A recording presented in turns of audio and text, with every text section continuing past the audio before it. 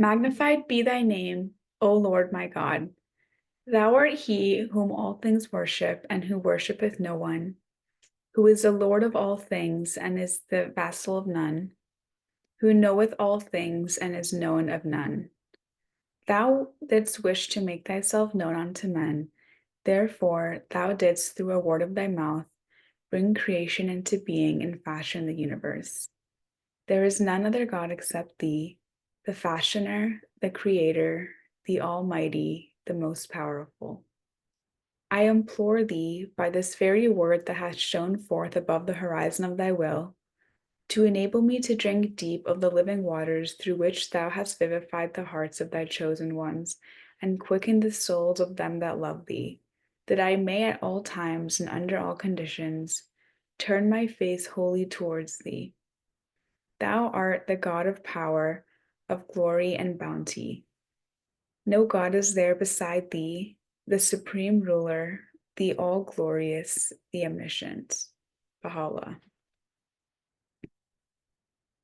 So today we have a bit of a change of schedule. And so we have a speaker that's going to be taking over this week unexpectedly, and we are excited to have Paymaneh Parhami back here today, and she'll be talking about the Four Valleys Mystic Wayfarer.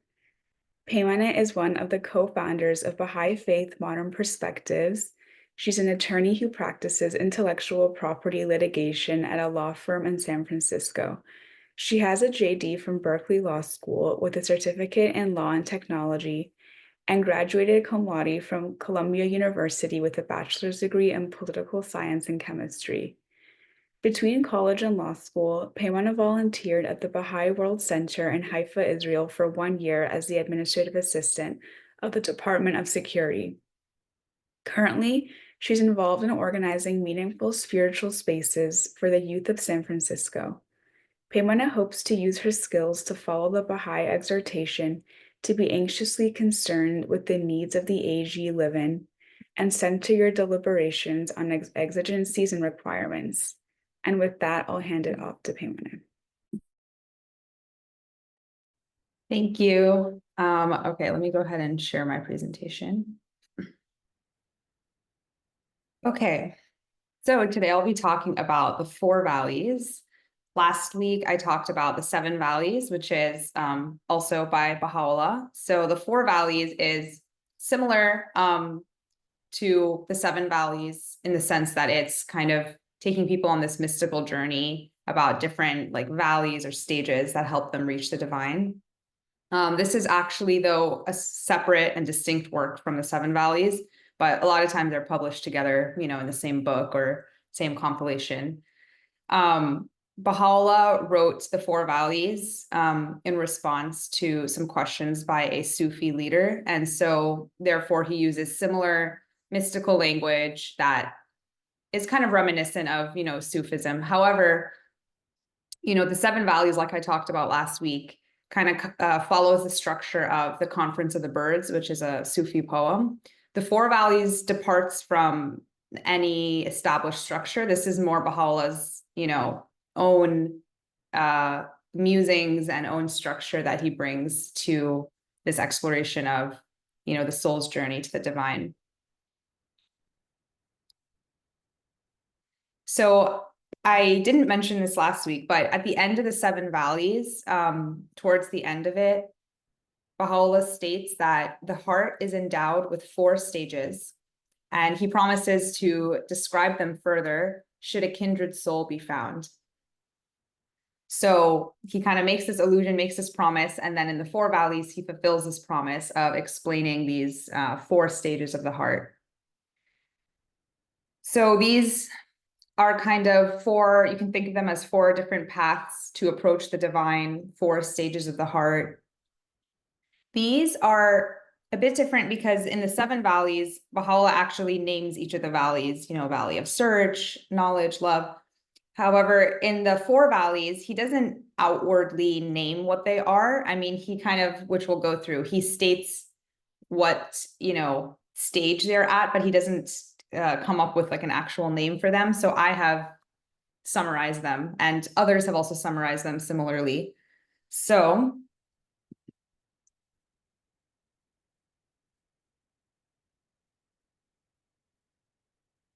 the first valley, he describes that you're coming to the sanctuary of the desired one. And this valley I've summarized as the self. Baha'u'llah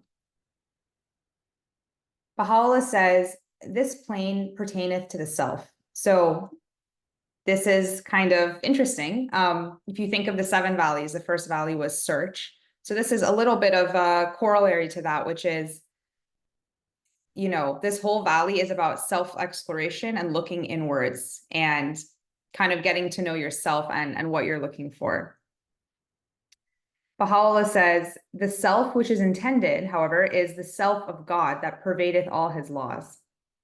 So if you think about it, you're kind of getting in touch with your higher self. You know, we have our human or lower self, our animal self, and we have our higher spiritual self.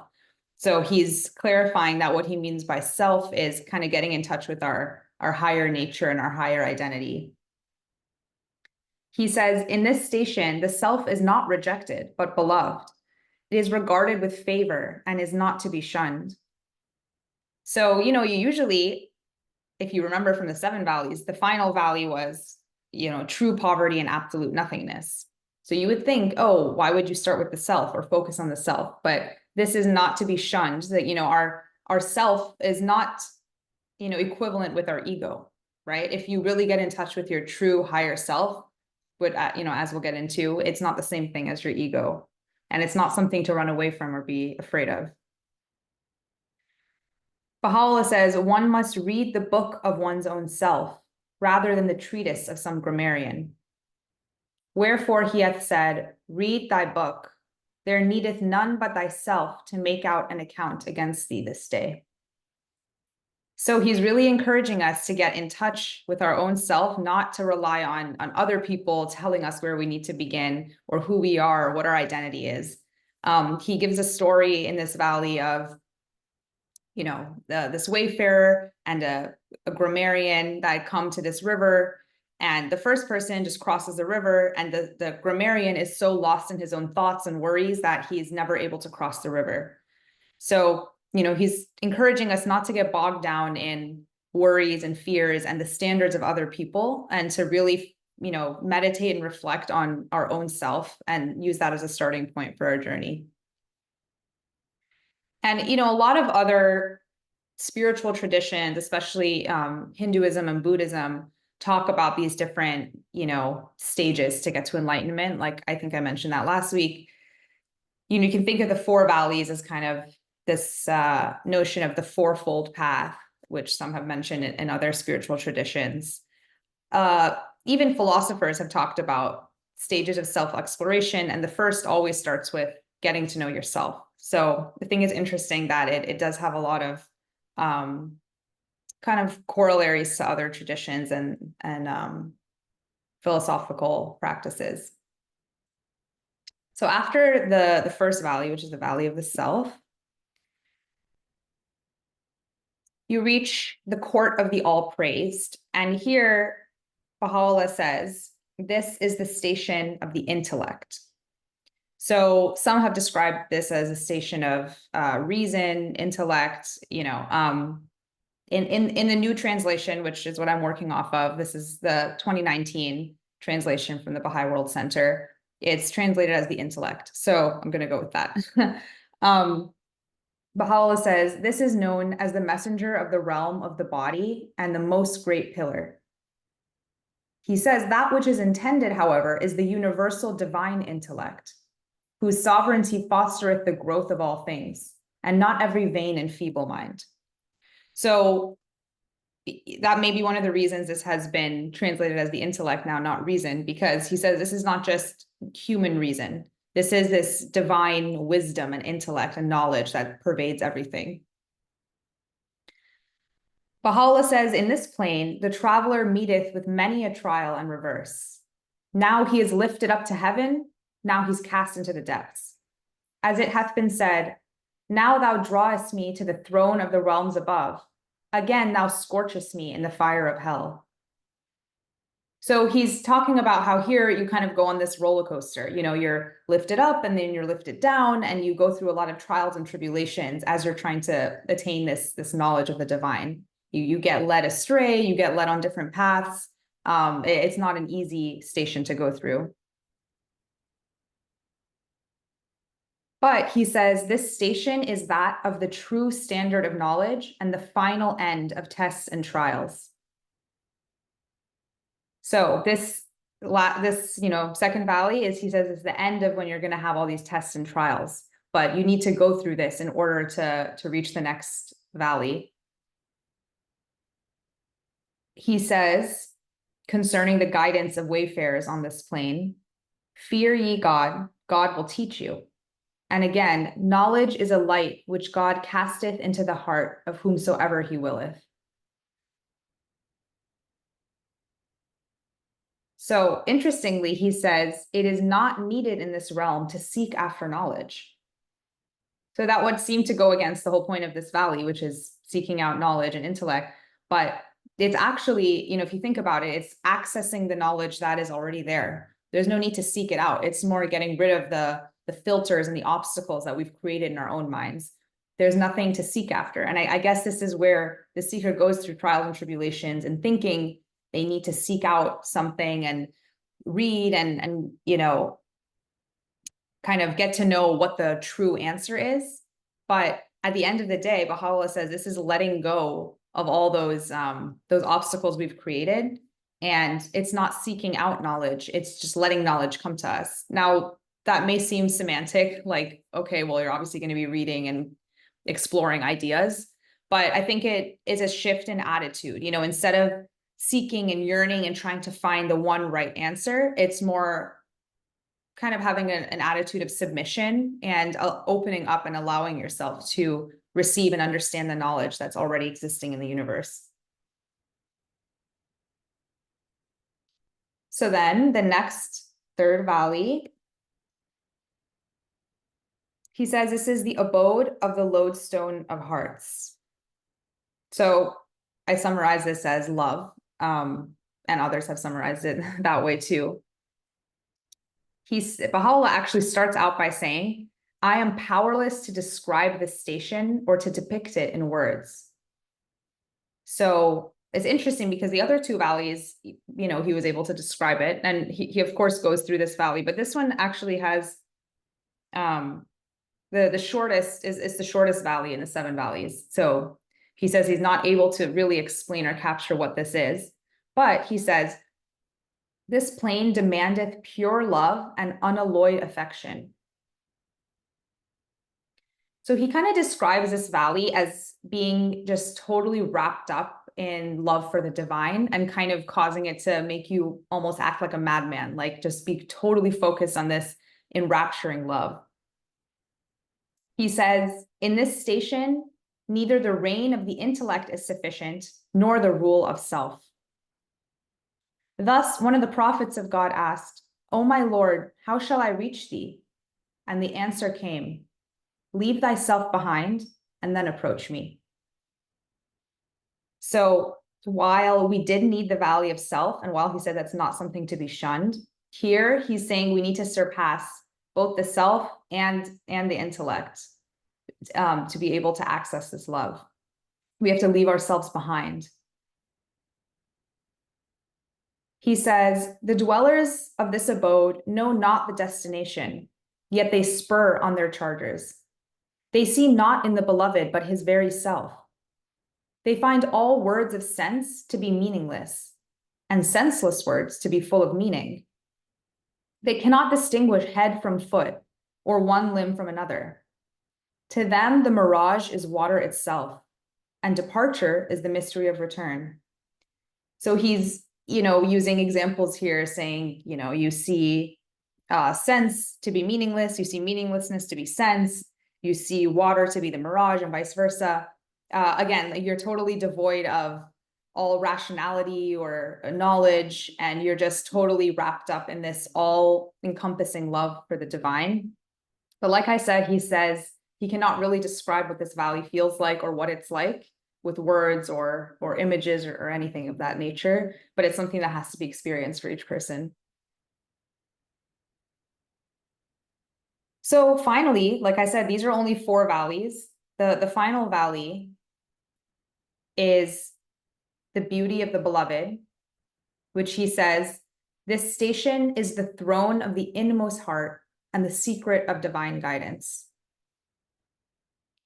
In the previous translation, this was translated as the apex of consciousness. The new translation is the throne of the inmost heart. So I'm going to go with throne of the inmost heart. It's also interesting to think of it as the apex of consciousness. It's kind of the pinnacle, the inmost, station that we can ever reach. He says that this valley is the seat of the mystery. He doeth what he willeth and ordaineth what he pleaseth. But then he says, should all that are in heaven and on earth attempt to unravel this exalted illusion and subtle mystery, from now until the day whereon the trumpet shall sound, yet would they fail to comprehend even a letter thereof. For this is the station of God's immutable decree and his foreordained mystery.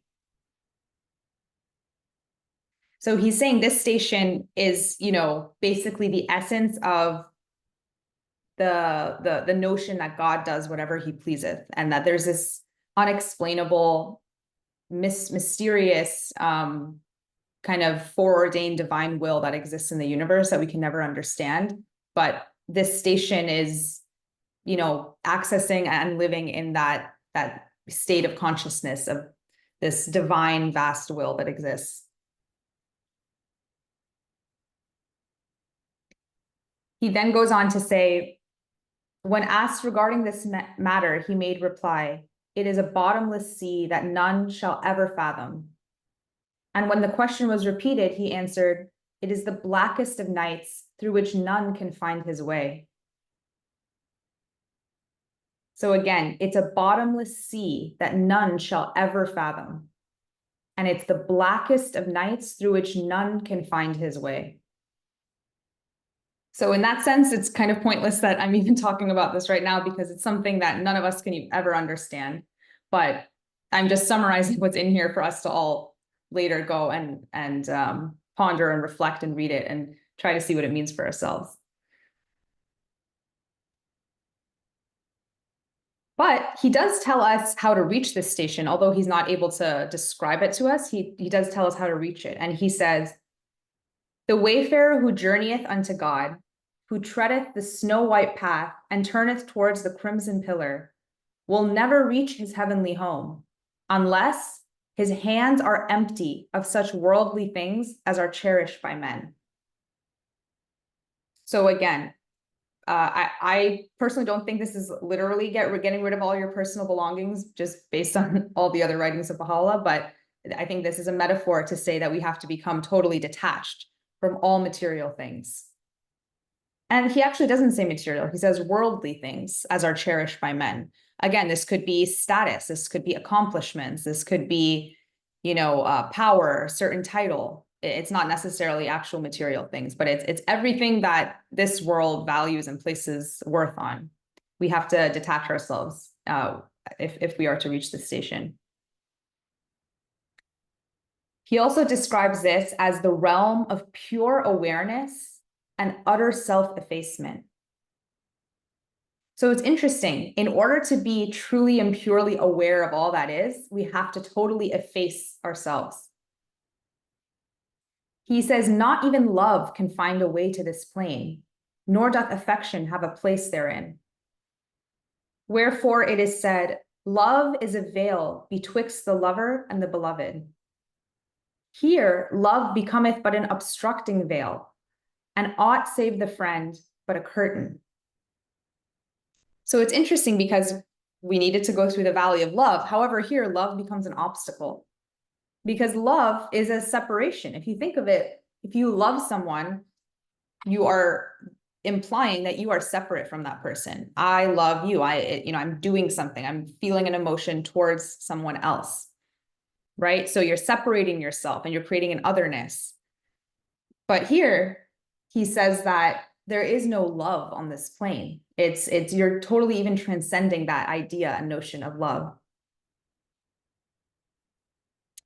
And then once you reach the station, he says that the highest heavens are neither opposed to nor distinguished from the lowly earth. So you'll see no contradiction or difference between the heavens and the earth. For this is the realm of divine favors, not the arena of worldly contraries.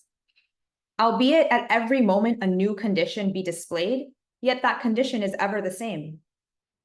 Wherefore he saith, nothing whatsoever keepeth him from being occupied with any other thing. And verily his ways differ every day.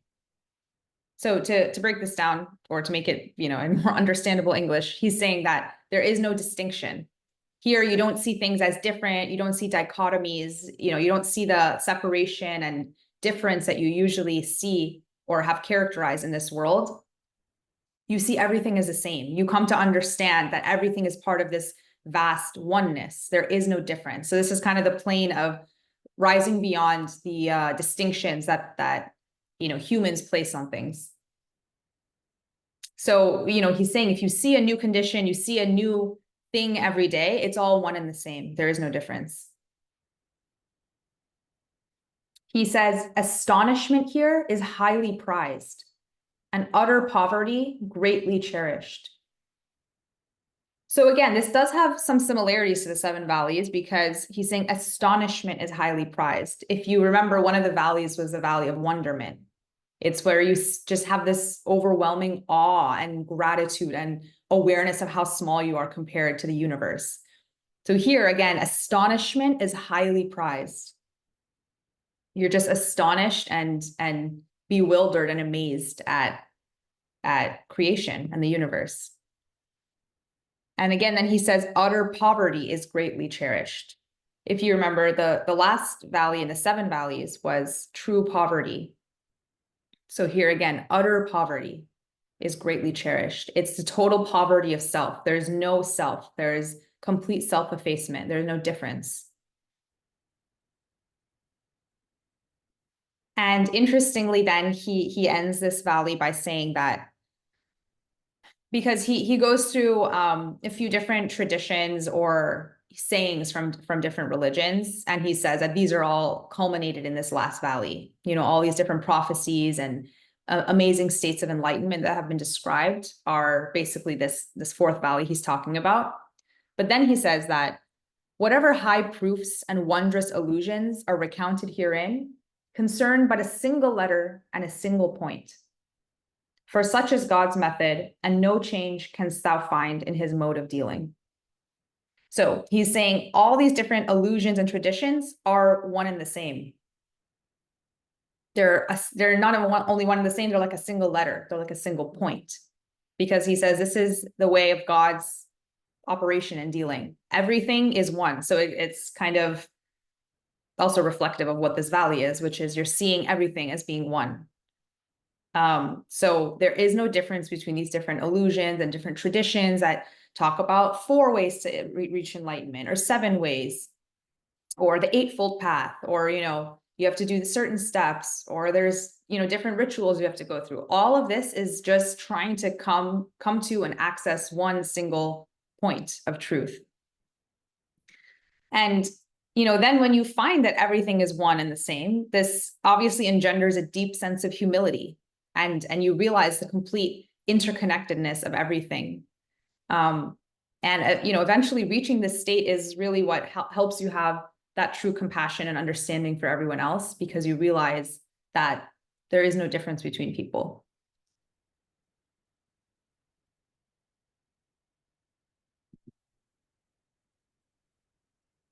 So similarly to the 7 valleys, the 4 valleys really emphasizes this individual role of the seeker.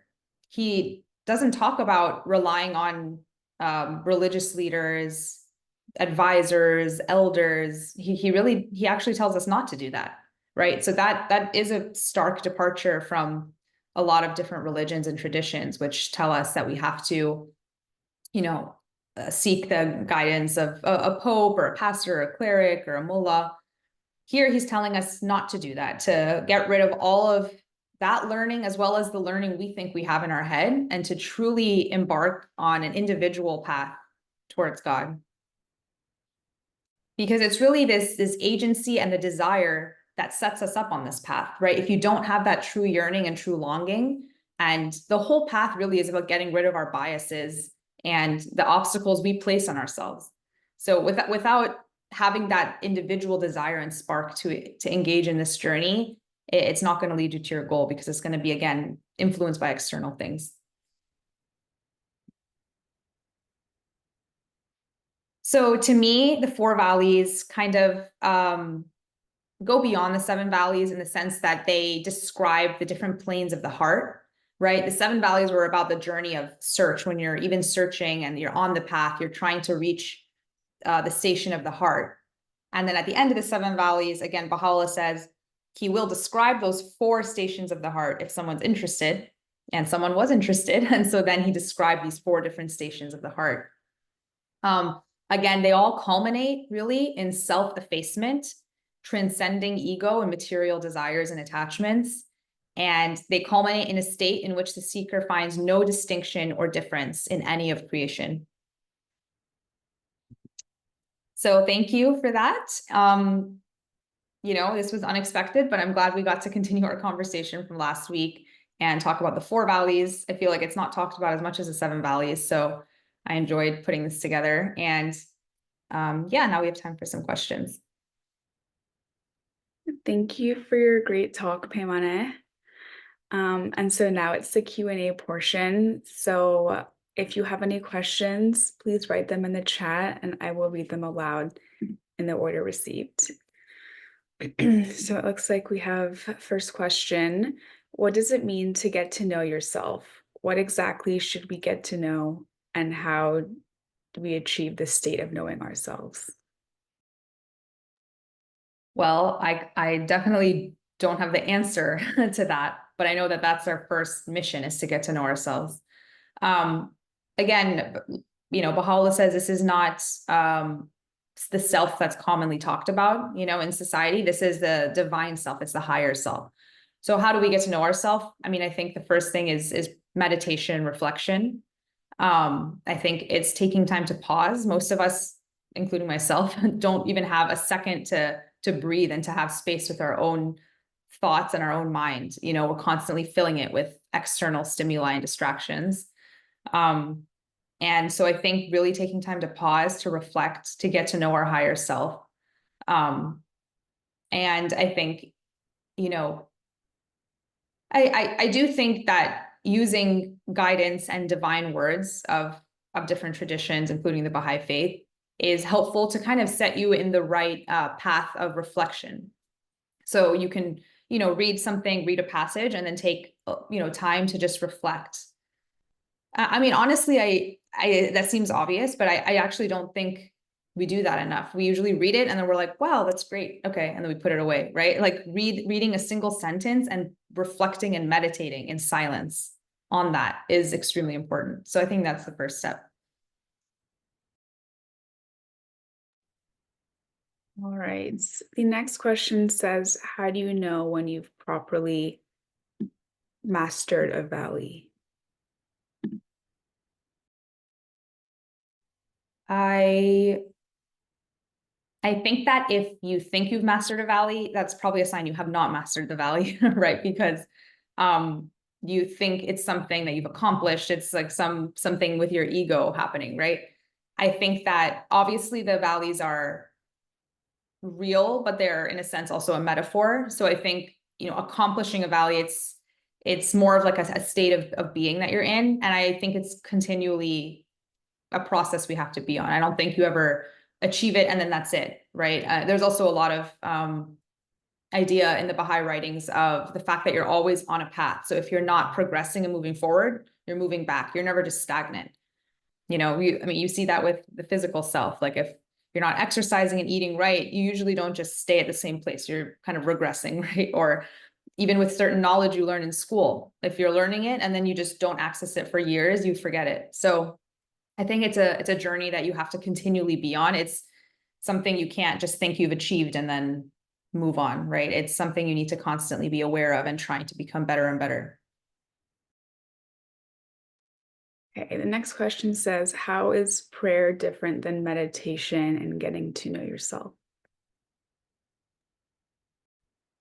I think, prayer has been described in the Baha'i faith as communion with the divine. So it's really an act of communication. Whereas meditation is silent reflection. You're just with your own self. You're not communicating. You're not trying to communicate or receive a communication. You're just silent. So prayer is praying. The Baha'i faith has a lot of pre-written prayers by Baha'u'llah and Abdul Baha. You can also just pray in terms of saying whatever is in your heart. Not even necessarily out loud. I mean, the Baha'i faith also talks about prayer as just being a state of being, that you can be in a state of prayer when you're even washing the dishes or cleaning, it's a state of being. But then meditation, which I was talking about, is when you're actually silent and you reflect on what you have been praying for, what you've been thinking about, what you've been yearning for. It's a time where you can actually have some silence and space to reflect on that.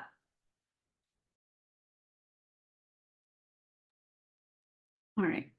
Any more questions from anyone? Just put it in the chat.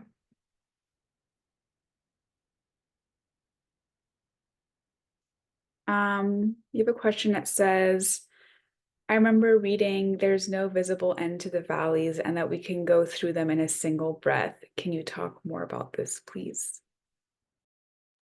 Yes, I did. I mentioned that last week when I was talking about the seven valleys. That's a passage at the end of the seven valleys where Baha'u'llah says that you can go through the seven valleys and it has no end in time.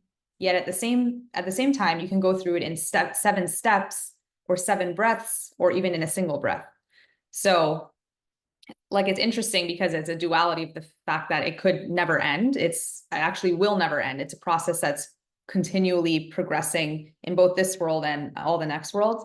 But at the same time, I think what he's saying by saying this difference is that you need to always be on this journey, but it's not something that is something you have to specifically study for, 3 years, I'm going to study the first valley, and in 2 years, I'm going to study the next valley, right? It's a state of being you can immediately accomplish if you have the right, if your heart is in the right place, if you've sanctified it of everything, you can just jump into this altered state of consciousness in a single breath if you even wanted to. But even once you're there, again, it's a process that you're continually in your whole life.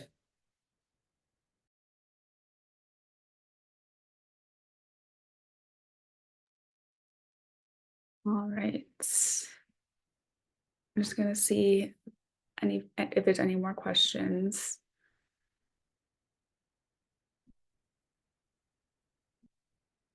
This question says, how do or can you achieve worldly affairs and mystical realm at the same time? That's a really hard question because that's what we all have to figure out. Because Baha'u'llah also talks about how we need to engage in society and not just be separate and, isolated and just, living this ascetic life where we're just completely alone and not interacting with anyone else. So yes, we do have to go about our daily life and interact with people. And there's so much distraction and external noise we have to go through every day because that's the world we live in. But at the same time, we have to also somehow live in this mystical realm. Honestly, my only answer is to carve out time to be in the mystical realm, to just take time to pause. If you really think, how much time do you carve out just to be in your own spiritual state and reflecting? It's probably very little. If you really count the hours of the day, of how many hours you're at work and how many hours you're watching TV and talking to your family and accomplishing all the things you have to accomplish, it's probably very, very, very little. So I think just carving out and having a special and sacred time for yourself kind of will build the habit to have you at least access that mystical realm for a few minutes a day. All right. Next question says, Why do you think Baha'u'llah wrote 3 works that are so similar? Should we compare them to understand each more fully? I don't know the third one that you're referring to. But in terms of the 7 valleys and the 4 valleys, well, I mean, he wrote them because they were in response to people's questions, but I also think it's interesting because, like I said, the 7 valleys follows the Conference of the Birds in structure, whereas the 4 valleys does not. I think the 4 valleys was his attempt to go beyond what's already been kind of talked about as in terms of this mystical journey, where he's describing the different states of the heart. And I think it is important to read both of them. I think they're similar, but not exactly the same. There's so many allusions I didn't even talk about, and that you can also interpret for yourself. So they're both really rich works that I think both should be reflected on.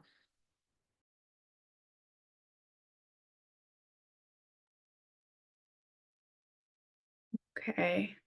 Well, if there are no more questions, then thank you. Okay. Actually, one more question. How does love become a veil? Um, Last week I talked about this, a little more in depth with the Valley of Love, but love becomes a veil because essentially it has you so wrapped up and desiring a certain goal, right? It has you yearning after something. And so you kind of are totally devoid of reason. And that's what Baha'u'llah talks about in the Valley of Love, where there is no reason, there is no rationality. You just have a single goal and you're focused on it. And while you do need that, because you need that yearning and longing to set you on this path, eventually becomes a veil because it totally blinds you, because it makes you totally attached, right? Even love is an attachment. And the whole point is to eventually reach a state where there's just no attachment. It's obviously really difficult and probably, well, I'll speak for myself, not something I can see myself fully reaching, but that is how love is a veil, because it makes you attached to something, and whereas you're supposed to reach this state of complete non-attachment.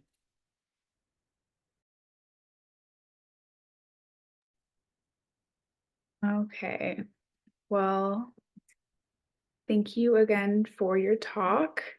Next week, our speaker will be Dr. Kendall Williams, and he will be speaking about an introduction to the writings of Baha'u'llah before his declaration. And again, these talks occur every Saturday at noon Eastern Time, so please invite your friends and family. If you'd like to be on the weekly mailing list for these events, please fill out the contact form that we've put in the chat and that we also put in the description of our YouTube videos. Goodbye and have a great week, everyone. We will see you next Saturday.